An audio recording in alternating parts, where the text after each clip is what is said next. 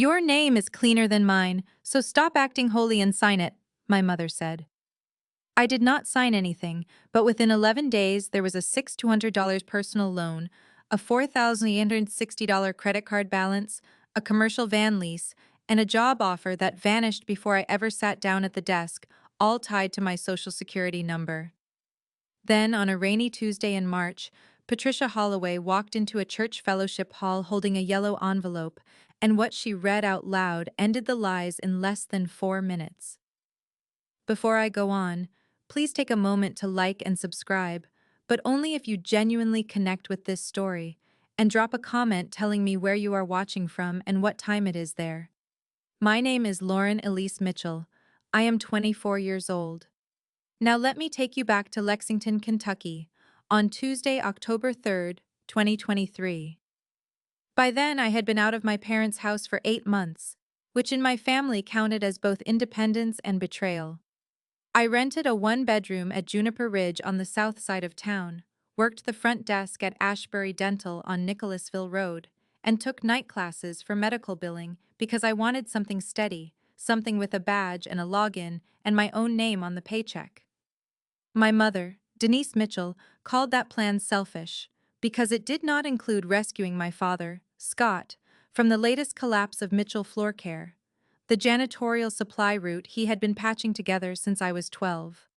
My older brother, Evan, was 27 and floated in and out of the business whenever he needed gas money, which meant he got praised for showing up twice a week while I got treated like a deserter for paying my own rent on time.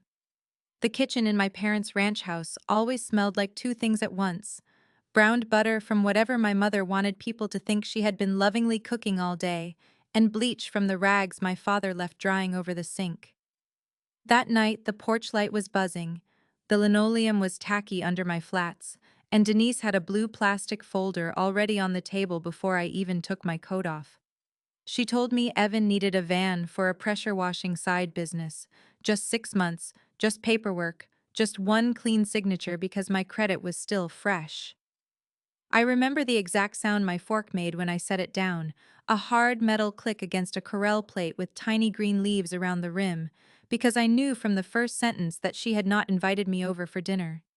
I said no once, quietly, and then again, when my father joined in and told me family was supposed to close ranks when things got tight. Patricia Holloway, our 69-year-old neighbor from across the street, happened to be standing at the back door holding a glass Pyrex dish she was returning from some church potluck, and she heard enough to step 1 foot into that kitchen and say, "Denise, a daughter is not an emergency line of credit."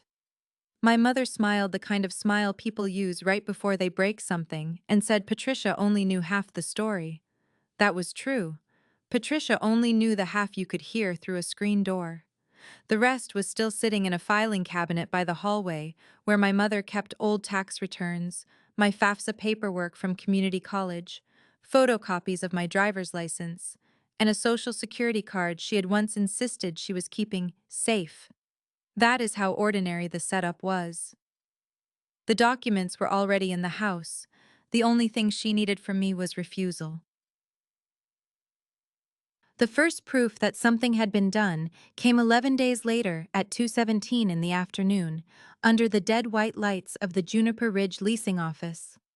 I had gone in to transfer to a cheaper unit because my renewal was coming up, and the leasing agent, a woman named Keisha with coral nail polish and a peppermint on her desk, gave me the kind of polite pause people use when they are about to ruin your day.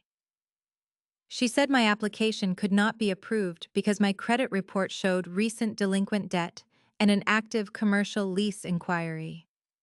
I laughed at first because the sentence was so absurd it sounded like it belonged to somebody else. But then she turned the monitor slightly, and I saw the last 4 digits of my Social Security number and my parents' address attached to accounts I had never opened. In the Kroger parking lot across the street, with the steering wheel burning against my palms and the air conditioner blowing dust that smelled like old paper, I spent 1 hour and 14 minutes on calls with Capital One, Laurel Ridge Credit Union, and a fleet company called Sunline Commercial. By the end of those calls, I knew the numbers by heart. $4,860 on a card opened in late September, $6,200 deposited from a personal loan 3 days later. A leased 2021 Ford Transit with monthly payments of $600, secured using my name, my date of birth, and an email address that looked like mine except one letter was off. I drove straight to my parents' house. My mother did not look surprised, which was worse than panic, because panic at least admits there is something to explain. She stood at the sink with one hand in soapy water and said that nothing had been stolen, that the family had borrowed my credit for a few months because I was young and could recover faster than they could. My father sat at the table rubbing a folded napkin between his fingers and told me I was acting like a stranger over paperwork. Evan never raised his eyes from his phone, which I remember because his silence was the first real confession in that room. When I said the word fraud, my mother flinched, then sharpened. She told me to stop using outside words in this house. That was the moment the argument changed shape. It was no longer about what they had done. It was about whether I would be allowed to name it correctly. That is how fast a family can turn theft into a vocabulary dispute. The next 5 days were uglier in ways that left no marks but spread farther. 2 women from church dropped off a sympathy card that said they were praying for healing in my heart. My Aunt Rochelle called to ask why I was threatening my own father when he had blood pressure issues. Someone told my supervisor at Ashbury Dental that I was going through something and might need grace with my schedule, which was a delicate way of announcing my private life had become community content. I stopped defending myself because every explanation I gave came back to me with parts missing, like clothing after a bad wash cycle. Instead, I called the credit bureaus and froze all 3 reports. I changed every password I had. I bought 2 black binders, a pack of tab dividers, and a cheap Brother label maker from Target. That night, Noah Alvarez, a quiet assistant at the dental office who had given me exactly 1 ride home in 6 months and never once asked a question I did not want to answer, showed up at my apartment with takeout pho and a roll of painter's tape. He set the tape, the binders, and the soup on the table and said, "Start with dates. Dates do not argue." Patricia called after 9 and told me she had seen Denise pull a white envelope out of the mailbox that afternoon, one addressed to me at my new apartment, and that if I needed her to say that out loud later, she would. That was the first night I went quiet on purpose. Silence is different when you choose it. Silence can sharpen. From October through January, I treated my own life like evidence. Every text got screenshotted. Every voicemail got saved to a Google Drive folder named Lex Case. I filed an identity theft report through the FTC website on October 23rd at 11:42 p.m., and the confirmation number sat in my Notes app next to my grocery list and my utility login because that was how close the crisis lived to normal life. On October 25th, I filed a police report with Officer Dana Keene at the Richmond Road substation. On October 27th, I sent certified dispute letters to every lender, each one with copies of my lease, my utility bill, and a typed statement that said I had not opened, authorized, or benefited from the accounts in question. On November 3rd, I met attorney Marisol Vega in a second-floor office above a payroll company downtown, where the carpet smelled faintly like old coffee, and the receptionist had a ceramic pumpkin on her desk because nobody in Kentucky knows when to stop decorating for fall. Marisol did not give me comfort. She gave me sequence: freeze, report, dispute, preserve, let them talk. People who are lying usually believe volume can replace structure. The worst escalation landed on November 6th at 8:08 in the morning. I was supposed to start a new job that day as a scheduling coordinator at Lexington Surgical Specialists, which would have been my first position with real benefits and a real path out of front desk work. Instead, HR called while I was sitting in my car in the employee lot, still wearing a new pair of navy scrubs with the tags tucked into the glove compartment, and told me my onboarding had been suspended because a third-party screening service found unresolved identity discrepancies, an active debt action tied to a commercial vehicle, and conflicting addresses under my social security number. The woman on the phone sounded embarrassed, which I appreciated because embarrassment is at least human. She said I could reapply once the discrepancies were resolved. My mother had not only taken money in my name, she had placed a fog around my future and made strangers hesitate before opening a door. That is how long it took them to erase me from a job I had not even started. The accidental discovery came on January 9th, 2024, which matters because I was not hunting that day. I was there to pick up my W-2 from Ashbury Dental because payroll had mailed it to my parents' house by mistake after an old autofill pulled the wrong address. My father told me to come by at 3:30 because they would both be in and out. And when I stepped into the dining room, the HP printer on the sideboard was already awake and spitting out pages. The top sheet was a USPS change of address confirmation with my name on it and my apartment number crossed out in black pen. Under that was a UPS store notary receipt for a 2-page power of attorney signed as Lauren E. Mitchell on October 6th, 3 days after the dinner. Under that was a Sunline lease packet showing Evan's company email in the contact field and my name in the guarantor block. I did not touch the stack. I stood there with my keys biting into my palm and took 8 photos in under 15 seconds. Then I saw the yellow legal pad beside the printer. On it, in my mother's round church bulletin handwriting, were 4 lines.